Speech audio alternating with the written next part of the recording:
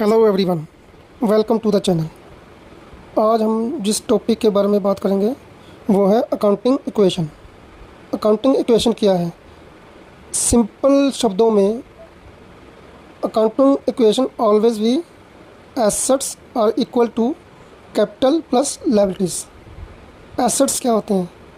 The things business ons, मतलब जो जो चीज़ें बिजनेस में पड़ी हैं वो सारी हमारी क्या होती हैं? एसेट्स होती हैं।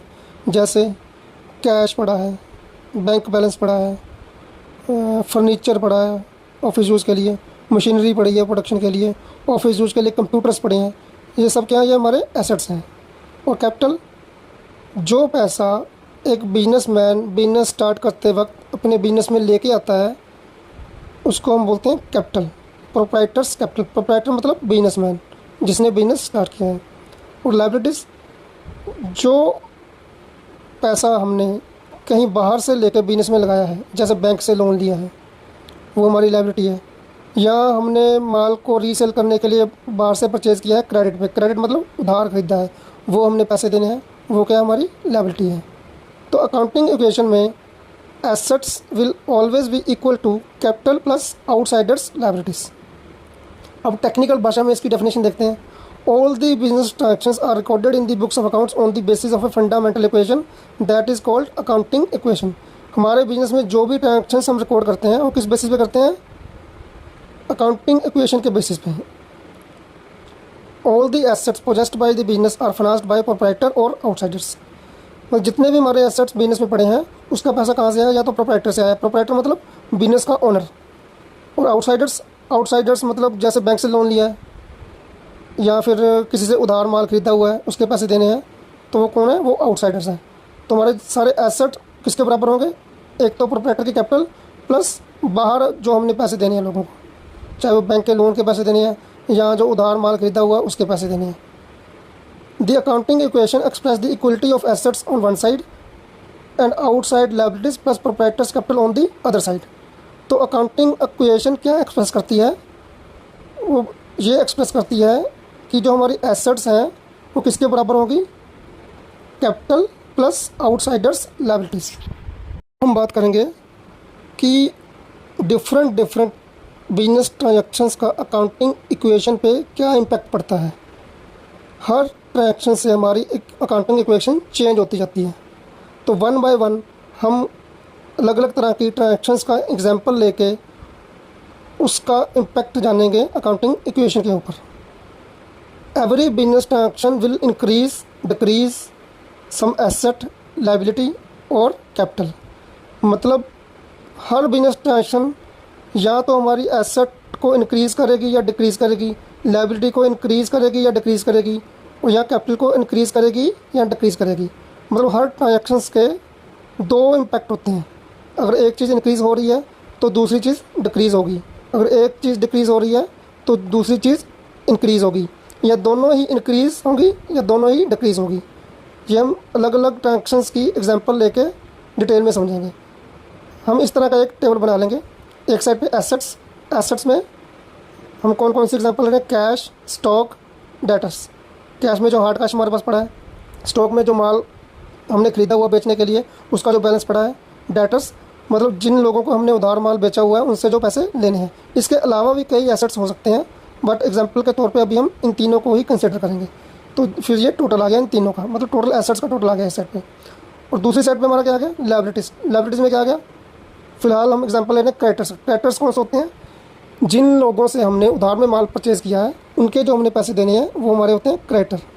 और इसके साथ में आ गई कैपिटल, जो प्रोप्राइटर ने अपने फंड्स लगाए हैं बिजनेस में इन्वेस्ट करें हैं। तो ये टोटल आ गया कैपिटल प्लस लायबिलिटीज़ का। अब ये जो टोटल है कैपिटल प्लस लायबिलिटी का और दूसरी साइड जो एसेट्स का टोटल है ये हमेशा इक्वल होएगा। Now we will learn how business transactions will affect the accounting equation. तो इसके लिए कुछ पॉइंट्स हैं जो हमें ध्यान में रखने हैं कि हर ट्रांजैक्शन किसी न किसी एसेट, लायबिलिटी या कैपिटल को इम्पैक्ट करेगी। जबकि एक्सपेंसेस या कोई लॉस है वो हमारी कैपिटल को रिड्यूस करेगी, कोई इनकम हुई है बिजनेस में या गेन हुआ है तो वो हमारी कैपिटल को इंक्रीज़ करेगी। तो चलिए डिटेल में जानते हैं। पहली ट्रांजैक्शन हम ले रहे हैं, मान लो किसी ने business, Ram started business and introduced capital of rupees 5 lakh. Ram ने बिजनेस स्टार्ट किया, 5 लाख रुपया वो बिजनेस में लेके आया, तो इसमें क्या होगा, cash will be received in business, business में कैश आएगा, and correspondingly capital will be corrected on the other side with the same amount. तो बिजनेस में कैश आएगा तो कैश के कॉलम में हमारे कितने एसेट हो गए, 5 लाख का कैश हो गया, तो ये 5 लाख हमारे एसेट्स का टोटल हो गया। दूसरी साइड हमारी एक लाइबिलिटी भी क्रिएट होगी, जो प्रोप्राइटर कैपिटल लेके आया है वो बिजनेस की लाइबिलिटी है। तो यहाँ पे एक बात ध्यान में रखने लायक है कि जो प्रोप्राइटर है उसका स्टेटस बिजनेस से अलग है, बिजनेस के लिए वो एक अलग बंदा है, उसको हमने एक नहीं मानना। प्रोप्राइटर का स्टेटस अपना अलग है और बिजनेस के लिए उसका स्टेटस अलग है।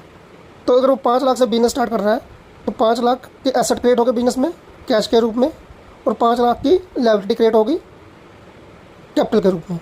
तो हमारा जो टोटल है वो इक्वल है, एसेट्स का टोटल 5 लाख और लायबिलिटीज़ प्लस कैपिटल का टोटल 5 लाख।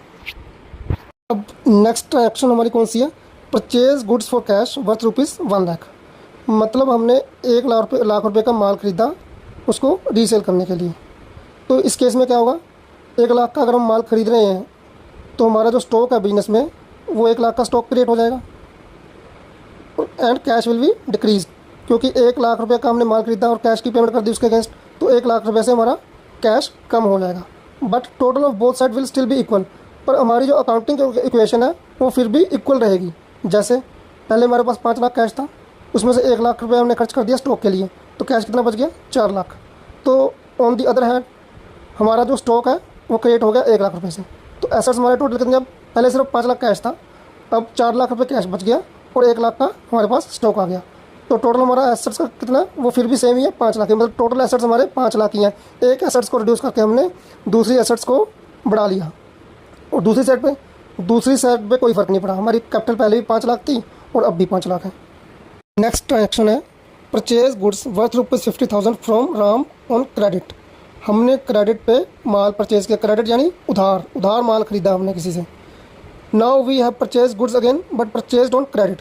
हमने फिर से माल खरीदा, पर इस बार हमने कैश देके नहीं खरीदा, हमने उधार खरीदा है। माल तो ले लिया बट पैसे अभी हमने दिए नहीं, वो देने हैं। Means we have created an obligation to pay, that is a liability. हमने बिजनेस के ऊपर एक ऑब्लिगेशन क्रिएट कर ली है पैसे देने की, जो कि हमारी लायबिलिटी है, मतलब एक लायबिलिटी क्रिएट हो गई बिजनेस के ऊपर। So liability will be increase in the form of creditors. तो क्रेडिटर्स के रूप में हम एक लायबिलिटी क्रिएट कर लेंगे 50,000 की, and correspondingly stock will be increase again. तो माल तो खरीदा, पहले कैश खरीदा था, अब उधार खरीदा है, तो स्टॉक अब भी हमारा स्टॉक इंक्रीज हो जाएगा 50,000 से। So accounting equation will be change as under. पहले हमारा कैश कितना था, 4 लाख, अब भी 4 लाख ही रहेगा, क्योंकि कैश पे कोई इंपैक्ट नहीं पड़ा, माल हमने उधार खरीदा है। स्टॉक पहले था 1 लाख, अब 50,000 का और माल खरीद लिया, तो स्टॉक कितना हो गया, 1,50,000 का। तो हमारे टोटल एसेट कितने हो गए, 4 लाख कैश प्लस 1,50,000 का स्टॉक, 5,50,000 टोटल हो गया एसेट साइड का। तो दूसरी तरफ देखते हैं लायबिलिटी और कैपिटल साइड पे। तो पहले हमारे पास थी क्या थी, कैपिटल पड़ी थी 5 लाख की, बट अब क्रेडिटर्स के रूप में हमारी एक लायबिलिटी क्रिएट हो गई है। जो हमने उधार माल खरीदा उसका जो हमने पैसा देना है वो लायबिलिटी साइड पे आएगा इन द फॉर्म ऑफ क्रेडिटर्स। तो हमारी टोटल लायबिलिटीज़ प्लस कैपिटल कितने हो गए, 5 लाख की कैपिटल और 50,000 की क्रेडिटर्स के रूप में लायबिलिटी, 5,50,000। एसेट साइड भी 5,50,000 और लायबिलिटी साइड भी 5,50,000। तो अकाउंटिंग इक्वेशन फिर भी हमारी सेम ही है, 5,50,000, 5,50,000। नेक्स्ट ट्रांजेक्शन हमारी कौन सी है, सोल्ड गुड्स फॉर कैश ₹25,000। मतलब 25,000 का हमने माल किसी को बेचा ऑन कैश, कॉस्टिंग ₹22,000, जिसकी कॉस्ट थी 22,000। हम कोई भी बिजनेस हम क्यों करते हैं, प्रॉफिट कमाने के लिए। ये तो है नहीं कि 25,000 का माल खरीदा था और 25,000 का ही बेच दिया, तो फिर तो बिजनेस करने का कोई सेंस ही नहीं है। मतलब जो माल हमने किसी एक प्राइस पे खरीदा है तो उसको हम अपना प्रॉफिट ऐड करके ही सेल करते हैं। तो इस सिचुएशन में हमने क्या किया है, 22,000 की जो चीज़ हमने खरीदी थी वो हमने 25,000 की बेची है। So we have sold goods for ₹25,000 but cost of goods sold is ₹22,000। So ₹3,000 is profit. जो बैलेंस 3,000 वो क्या है, प्रॉफिट है। तो इस केस में क्या होगा, goods stocks will be reduce by 22,000। Stock को हम हमेशा रिड्यूस करेंगे कॉस्ट प्राइस के ऊपर। जितनी उस माल की कॉस्ट थी जो हमने बेचा है, जितनी उसकी कॉस्ट थी उसको हम स्टॉक में से रिड्यूस करेंगे। और कैश इंक्रीज़ करेंगे, क्योंकि हमने माल बेचा तो हमारे पास कैश आएगा। कैश कितनी अमाउंट से इंक्रीज़ करेंगे, टोटल सेल वैल्यू से, जितने का माल बेचा है, क्योंकि कैश तो उतना ही आएगा बिजनेस में। अगर 22,000 का माल अगर 25,000 में बेचा है तो बिजनेस में 25,000 रुपया ही आएगा। तो कैश हम बढ़ा लेंगे 25,000 से, और हमने अपना स्टॉक रिड्यूस करा 22,000 के, तो 3,000 का डिफरेंस आ रहा है। तो 3,000 क्या है, प्रॉफिट है। तो प्रॉफिट की अमाउंट से हम क्या करेंगे, अपने कैपिटल को इंक्रीज़ कर लेंगे, क्योंकि हमने पीछे डिस्कस किया है कि all expenses and losses will reduce the capital and all profits and gains will increase the capital. मतलब कोई भी हम खर्चा करेंगे बिजनेस में या हमें कोई लॉस होगा तो उससे हम कैपिटल को डिक्रीज करेंगे, मतलब घटाएंगे। अगर बिजनेस में हमें कोई भी प्रॉफिट हो रहा है या कोई गेन हो रहा है तो उससे हम कैपिटल को बढ़ाएंगे। तो इस केस में अकाउंटिंग इक्वेशन पे क्या इम्पैक्ट पड़ेगा वो देखिए। पहले हमारी अकाउंटिंग इक्वेशन क्या थी, एसेट साइड 5,50,000, लायबिलिटी साइड 5,50,000। तो हमारा कैश पहले था 4 लाख, अब हमने 25,000 का माल बेच दिया कैश में, तो 25,000 रुपये कैश में ऐड हो गया, कैश हो गया 4,25,000 रुपये। अब हमारा स्टॉक था पहले 1,50,000, अब हमने माल बेच दिया जिसकी कॉस्ट थी 22,000, 25,000 का बेचा जिसकी कॉस्ट थी 22,000, तो 22,000 हम स्टॉक में से लेस कर देंगे। पहले 1,50,000 का स्टॉक था, अब कितना बच गया, 22,000 माइनस करके 1,28,000 का। तो हमारी टोटल क्या हो गया एसेट साइड का, 4,25,000 कैश और 1,28,000 स्टॉक, टोटल 5,53,000। ये हो गया हमारा एसेट साइड का टोटल। और लायबिलिटी साइड पे क्या हुआ है, हमारे क्रेडिटर्स थे पहले 50,000, वो एज इट इज़ ही रहेंगे। कैपिटल हमारी 3,000 से इंक्रीज़ हो जाएगी क्योंकि 3,000 का हमें प्रॉफिट हुआ है, तो 3,000 पे कैपिटल में इंक्रीज़ हो जाएगा। तो लायबिलिटी साइड पे क्या क्या आ गया हमारा, क्रेडिटर आ गया 50,000 के और कैपिटल होगी 5,03,000 की। तो टोटल क्या हो गया 5,53,000। एसेट साइड 5,53,000 और लायबिलिटी साइड 5,53,000। तो अकाउंटिंग इक्वेशन हमारी सेम रहेगी हर कंडीशन में। नेक्स्ट ट्रांजेक्शन हमारी क्या है, sold goods costing ₹1 lakh to Mohan enterprises on credit, sale price was ₹1,15,000। इसमें भी हमने माल बेचा, पर पहले कैश बेचा था, अब हमने उधार बेचा है। पहले हमने कैश माल बेचा था, इंस्टेंटली हमारे पास कैश आ गया था, बट हमने माल तो बेच दिया बट पैसे हमने लेने हैं। तो इस केस में क्या होगा, goods are sold on credit so business has created an asset in the form of debtors. हमने माल उधार बेचा है तो डेटर की फॉर्म में बिजनेस में एक एसेट्स क्रिएट हो जाएगी। तो debtor will be increase with rupees sale price of ₹1,15,000। तो हमारे डेटर बढ़ जाएंगे 1,15,000 से और स्टॉक हमारा रिड्यूस होगा 1 लाख से, क्योंकि कॉस्ट प्राइस माल की कितनी है, 1 लाख रुपये। तो बैलेंस 15,000 क्या है, प्रॉफिट है, वो हमारा कैपिटल में ऐड हो जाएगा। तो अकाउंटिंग इक्वेशन हमारी क्या हो जाएगी, अब पहले कैश था 4,25,000, अब भी 4,25,000 ही रहेगा क्योंकि माल तो बेचा है बट पैसा अभी नहीं आया है। तो स्टॉक हमारा क्या हो जाएगा, स्टॉक हमारा पहले था 1,28,000 का, अब 1 लाख का माल हमने बेच दिया, जिस कॉस्ट प्राइस 1 लाख थी, तो स्टॉक हम हमेशा कॉस्ट प्राइस से ही रिड्यूस करते हैं। तो पहले थी हमारे स्टॉक की कॉस्ट प्राइस 1,28,000, अब 1 लाख का हमने माल बेच दिया तो कितनी रहेगी 28,000। बट चेंज कहाँ आया, हमारे डेटर्स क्रिएट हो गए हैं, एक एसेट क्रिएट हो गया डेटर्स की फॉर्म में। 1,15,000 जो हमारे माल की सेल प्राइस थी वो अभी हमने रिसीव करनी है, मतलब बिजनेस में वो पैसा आना है, सो हमने एसेट क्रिएट कर लिए। तो हमारे टोटल एसेट्स क्या क्या हो गया, कैश हो गया 4,25,000, स्टॉक हो गया 28,000 और डेटर्स हो गए 1,15,000। तो टोटल एसेट्स 5,68,000। तो लायबिलिटी और कैपिटल साइड पे क्या इम्पैक्ट पड़ा है, लायबिलिटी हमारी सेम ही है क्योंकि इसमें हमने कोई ट्रांजेक्शन करी नहीं। उसके बाद 50,000, 15,000 का हमें प्रॉफिट हुआ है इस ट्रांजेक्शन में क्योंकि हमने 1 लाख का माल 1,15,000 में बेचा है। तो 15,000 क्या हमारी कैपिटल में ऐड हो जाएगा। तो कैपिटल पहले थी 5,03,000 और 15,000 प्रॉफिट ऐड करके कितनी होगी 5,18,000। तो टोटल क्या हो गया हमारा लायबिलिटी और कैपिटल साइड का, 50,000 के क्रेडिटर्स और 5,18,000 की हमारी कैपिटल, 5,68,000। तो अकाउंटिंग इक्वेशन हमारी अब क्या होगी 5,68,000। एसेट साइड भी 5,68,000 और लायबिलिटी साइड भी 5,68,000। नेक्स्ट ट्रांजेक्शन हमारी क्या है, पेड सैलरी टू स्टाफ ₹20,000। हमने अपने बिजनेस में काम करने के लिए कोई स्टाफ रखा है, उसको हमने सैलरी पे करी है 20,000 और उसको कैश पे करा है। तो इसमें क्या होगा, कैश हमारा रिड्यूस हो जाएगा 20,000 से 20,000 से। Now add as we know that expenses will reduce the capital, जैसे कि हमने पहले डिस्कस करा है कि जितने भी खर्चे हैं वो हमारी कैपिटल को रिड्यूस करते हैं। So correspondingly ₹20,000 will be decrease from capital. तो 20,000 रुपया हम अपनी कैपिटल में से माइनस कर देंगे। तो अकाउंटिंग इक्वेशन पे क्या इम्पैक्ट आएगा, पहले कैश हमारा था 4,25,000, अब 20,000 सैलरी दे दी कैश में तो कितना लगेगा 4,05,000। स्टॉक में कोई चेंज नहीं आया 28,000 रहेगा, डेटर्स में कोई चेंज नहीं आया 1,15,000 रहेंगे। तो टोटल क्या होगा एसेट साइड 5,48,000। और अब दूसरी साइड देखते हैं, दूसरी साइड लायबिलिटी और कैपिटल साइड में क्रेडिटर हमारे सेम ही है, उसमें कोई फ़र्क नहीं पड़ा। कैपिटल में हमारा इम्पैक्ट आया 20,000 रुपये का क्योंकि हमने जो एक्सपेंस किया है उस अमाउंट से हमारी कैपिटल रिड्यूस हो जाएगी। पहले थी 5,18,000, अब 20,000 माइनस करके रहेगी 4,98,000। टोटल क्या होगा हमारा एसेट और लायबिलिटी साइड का 5,48,000 दोनों साइड की। नेक्स्ट ट्रांजेक्शन हमारी क्या है, paid cash ₹30,000 to creditors from home goods were purchase on credit. Means जिनसे हमने उधार माल ख़रीदा था 50,000 का, उनको हमने 30,000 रुपये पेमेंट कर दी, और जिनके हमने 50,000 रुपये देने थे माल के बदले, उनको हमने 50,000 पे कर दिया। नाउ क्रेडिटर्स जो कि एक लायबिलिटी की फॉर्म में हमारी बुक्स में है, वो रिड्यूस हो जाएंगे 30,000 से, क्योंकि पहले 50,000 देना था, अब 30,000 दे दिया, तो क्रेडिटर कितने बच जाएंगे हमारे 20,000, 20,000। And against it cash will also भी रिड्यूस बाई ₹30,000, क्योंकि हमने पेमेंट करी किसी को 30,000 की, तो हमारा कैश भी रिड्यूस हो जाएगा 30,000 से।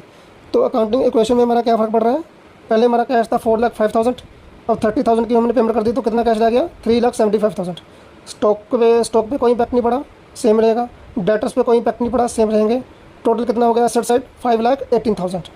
और दूसरी साइड पे लायबिलिटी जो हमारी 50,000 थी क्रेडिटर्स की फॉर्म में, अब उनको हमने 50 रुपये की पेमेंट कर दी, तो वो लायबिलिटी कितनी जाएगी हमारी 20,000।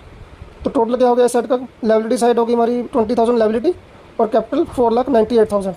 तो टोटल क्या हो गया लायबिलिटी का साइड का 5,18,000। तो अकाउंटिंग इक्वेशन हमारी इस केस में भी सेम ही रहेगी, 5,18,000 on asset side and 5,18,000 on liability side. So this is how accounting equation changes with every business transaction, but total of accounting equation always remains equal, and accounting equation in this case will be asset cash 3,75,000 plus stock 28,000 plus debtors 1,15,000, total assets 5,18,000, and liability side creditors ₹20,000 and capital ₹4,98,000, total 5,18,000. So accounting equation remains always equal with every transaction.